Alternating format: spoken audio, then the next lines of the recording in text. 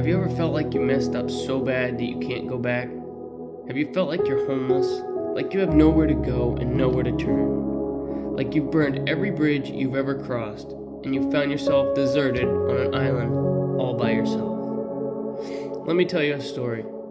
There once was a father who had 2 sons, and the youngest son was sick of his father's house and he wanted to go see the world. He asked for his inheritance, and when he received it, he packed his bags and ventured into a far land. He drank and partied and lived a life of wastefulness. Before he knew it, he was broke, and there was a great famine in the land. Food was hard to find and very expensive. He'd get a job taking care of some pigs. He found himself wallowing in the slop and eating with the pigs. It was then when he realized even a servant in his father's house had food to eat and clothes to wear. And then he decided to go home. When he was a long way off, his father spotted him and came running to him and hugged him and kissed him. And the son said, "I'm not worthy to be called thy son, for I have sinned against you and heaven." And the father said, "Nonsense," and put a fine robe on him and put a ring on his finger and ordered a feast. Now, when the older brother heard the party going on, he said to a servant, "What's the occasion?" When he heard it was all for his brother, who had been off doing who knows what with who knows who, he got very angry. He wouldn't go into the party. He said, no. He was mad. He was furious.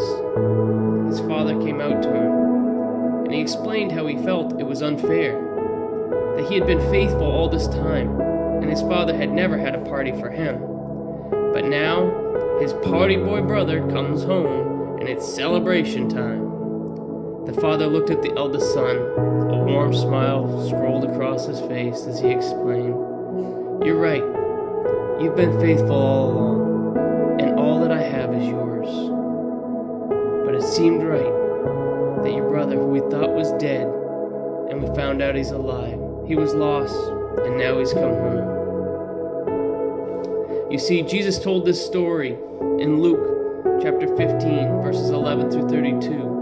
He told it to show each and every one of us that no matter how far we've gone, we can always come home. No matter how bad we've sinned, no matter how many bridges we've burned, no matter if we're hungry, if we're homeless, if we're tattered, if we're torn, no matter how broken we are, it's never too late to come home.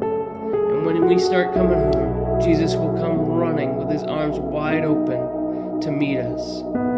So don't sit there by yourself on an island wallowing with the pigs. Instead, get up, build yourself a raft, and come home. Jesus is waiting. Whether you're a prodigal or a new believer, I encourage you to check out our Bible studies, Keys to Salvation, on our YouTube page, and feel free to reach out to us via email, link in bio. And remember, Jesus loves you, and I do too. God bless.